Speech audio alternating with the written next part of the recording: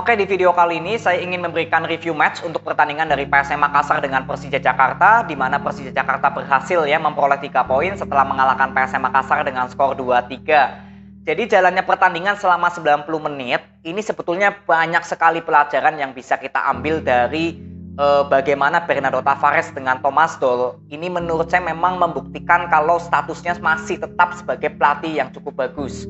Walaupun kalau dilihat dari papan klasemen PSM dan Persija, ya masih sama-sama di segmen papan tengah. Tapi kalau berbicara dari kualitas pelatih, ini masih saya bilang ini 2 kandidat pelatih yang bagus di BRI Liga 1. Ya, ini yang saya ingin jelaskan secara perlahan dulu dari PSM Makassar dengan Persija Jakarta sampai menit akhir. Karena semua terus-terusan ada counter by counter dari strategi kedua pelatih.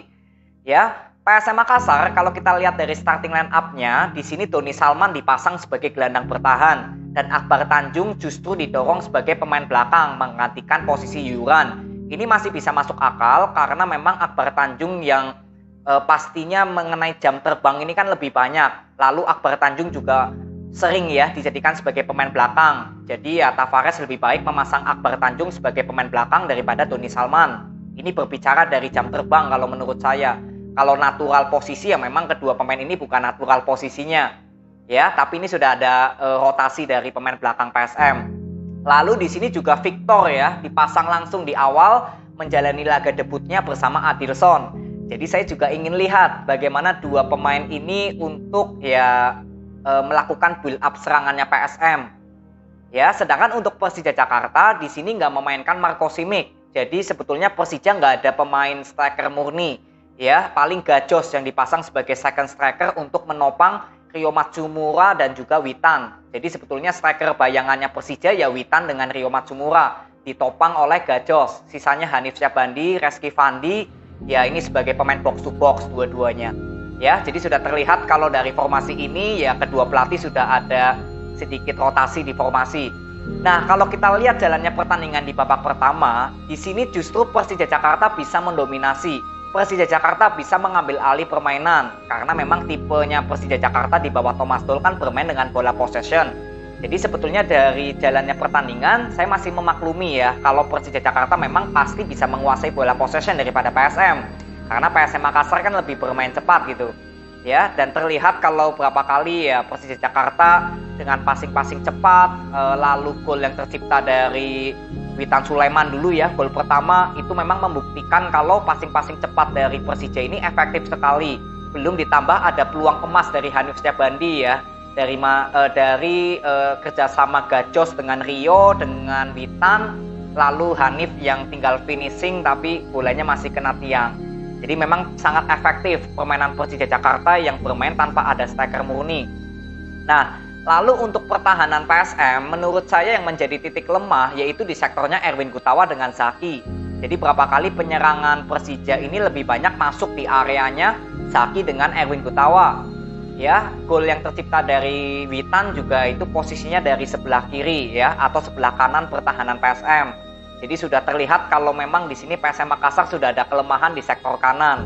Lalu untuk masalah penyerangan, sebetulnya Persija Jakarta di sini kalau boleh saya bilang sudah cepat untuk melakukan transisi pertahanan.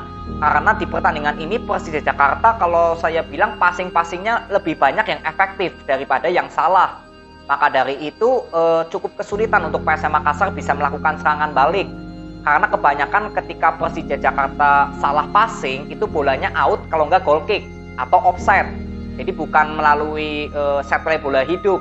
Mungkin kalau set play bola hidupnya bisa banyak terjalin karena kesalahan pemain passingnya Persija, mungkin PSM Makassar bisa cepat melakukan counter attack.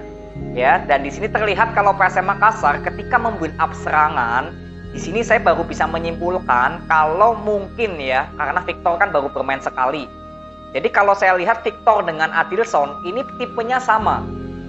Victor dan juga Adilson sama-sama pemain finisher yang tugasnya sebagai target man murni. Karena biasanya ketika PSM Makassar bermain dengan 2 striker, itu biasanya salah satunya diberikan peran beda.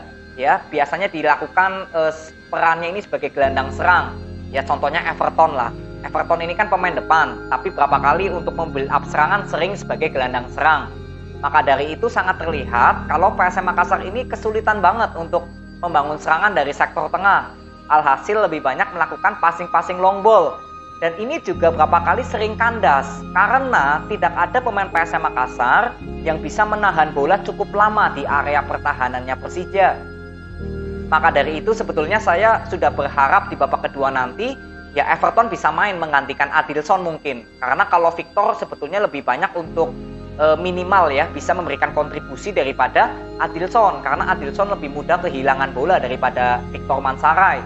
Ya, harapan saya seperti itu. Tapi ya kita juga ingin tunggu apa yang akan dilakukan counter dari PSM Makassar ketika di babak pertama harus tertinggal 0-1.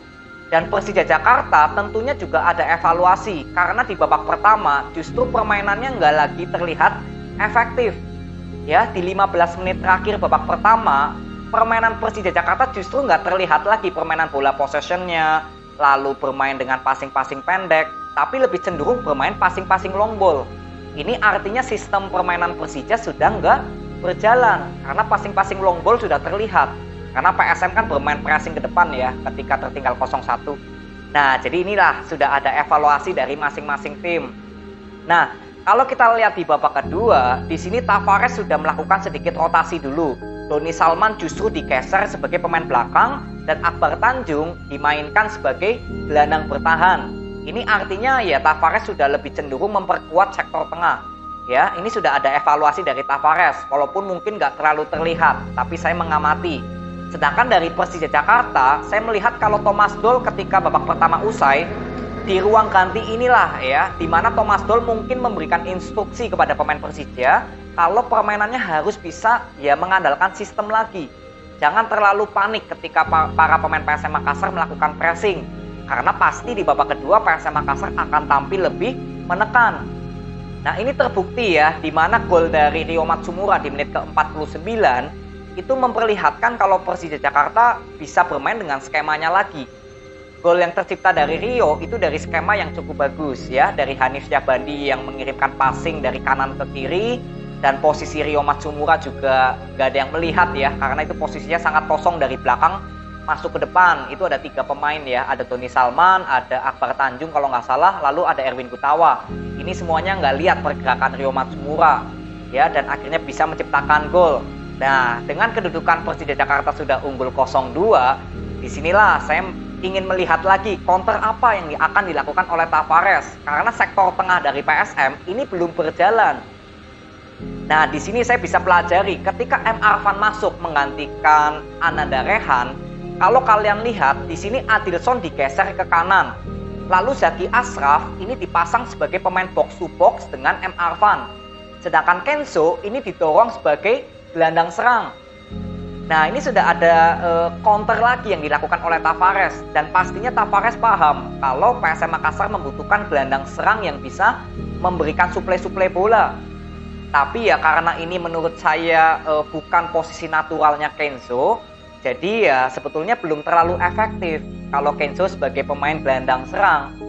Ya, karena terbukti ya 2 gol yang tercipta dari PSM, yang pertama dari crossing ya, dari servis bola mati dari corner kick, asisnya Zaki Ashraf, lalu bisa di-heading oleh Syafrin Tahar. Lalu gol kedua dari Victor Mansaray ya, yang menciptakan gol debutnya. Ini posisi penyerangannya dari sektor kiri Rizky Eka Pratama, bukan sektor kanan. Karena di babak kedua PSM Makassar lebih cenderung banyak melakukan penyerangan dari sektornya ini ya Rizky Eka. Jadi mungkin Tavares juga ingin menaruh Adilson di kanan agar penyerangan di sayap kanan juga bisa hidup.